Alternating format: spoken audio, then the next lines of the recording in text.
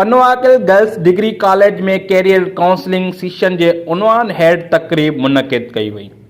पनवाकिल के girls degree college में career counselling session के उन्वान हेड तकरीब मुनक़िद कई वई, जंहिंमें अरोड़ यूनिवर्सिटी के registrar doctor Pir Sohail Ahmed Sarhadi, professor Ghulam Hussain Manganhar, Begum Nusrat Bhutto university के professor doctor Noor Ahmed Brohi, IBA university के professor Ishtiaq Ahmed Abbasi, professor Sikandar Mahsar, professor Rafiq Kalwar ऐं सरवर सैफ ऐं ॿियनि उस्तादनि प्रोफेसरनि शिरकत कई। तकरीब में शागिर्दान ऐं उनजे वालिदैन पिणु शिरकत कई। उन मौक़े ते मुक़ररनि पारां तालीम बाबति लेक्चर ॾिनो वियो ऐं शागिर्दान जे तालीम मैदान में टॉप अचण ते बि असां सभिनी लाइ ख़ुशी जो मौक़ो आहे। उन्हनि वधीक ॻाल्हाईंदे चयो त कैरियर काउंसलिंग के हवाले से गवर्नमेंट गर्ल्स डिग्री कॉलेज पनवाकिल में को शानदार प्रोग्राम मुनक़िद थियो आहे, जंहिंमें यूनिवर्सिटी जा डीन, रजिस्ट्रार, प्रोफेसर सभिनी हिसो वरितो आहे ऐं ॿारनि खे ॿुधायो आहे त तव्हां कीअं ते पाए अॻिते पंहिंजे कैरियर खे चूज़ करे सघो था।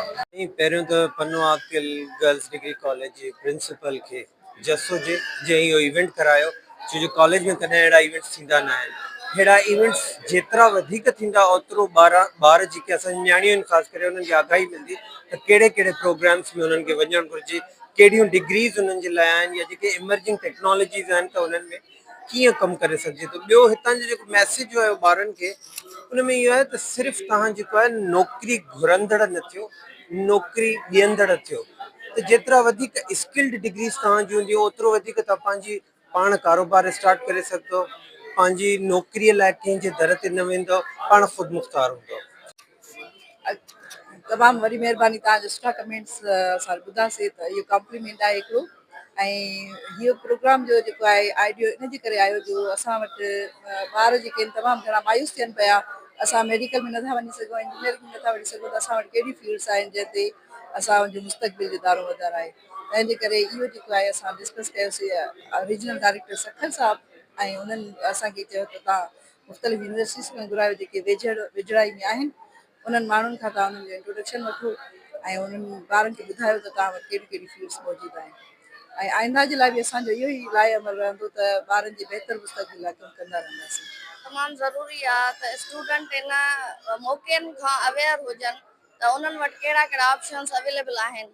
जीअं त हिते तव्हां ॿुधो ब्रीफली त तमामु यूनिवर्सिटीज़ जा बि प्रोफेसर्स आयल हुया हिते, उन्हनि ॾाढी सुठी इंफॉर्मेशन शेयर कई जंहिं स्टूडेंट खे ख़बर न हुई। ख़ासि करे छोकिरियूं जेके गर्ल्स स्टूडेंट हूंदा आहिनि उन्हनि वटि तमामु घटि मौक़ा हूंदा आहिनि ऐं ॿियो ॻाल्हि त उन्हनि खे इहा ख़बर बि न हूंदी आहे उन्हनि वटि कहिड़ा ऑप्शन्स अवेलेबल आहिनि जेके उहे अवेल करे सघनि था पिया। सो उन लाइ अहिड़ा प्रोग्राम थियणु तमामु ज़रूरी आहिनि। हूअं त डिफरेंट ॾींहंनि ते यूनिवर्सिटी जा माण्हू असां वटि ईंदा आहिनि to make aware the student for their future, त उहे पाण अॻिते छा करे सघनि था, कहिड़नि मौक़नि मां फ़ाइदो वठी सघनि था। पर असांजी प्रिंसिपल इहो सोचियो त हिकिड़ो अहिड़ो सेमिनार अरेंज कयो वञे जंहिं मां न सिर्फ़ु असांजी कॉलेज जा बल्कि असांजे पूरे शहर जूं गर्ल्स स्टूडेंट फ़ाइदो वठी सघनि ऐं उन्हनि खे इहा इंफॉर्मेशन मिली सघे त उन्हनि वटि कहिड़ा कहिड़ा ऑप्शन्स आहिनि। अहिड़ा प्रोग्राम थियनि त जीअं अञा वधीक अवेयरनेस स्टूडेंट में अचे त उन्हनि खे फ्यूचर में छा करिणो आहे, त जीअं असां उन रवायती माहौल खां निकिरी सघूं था। Thank U.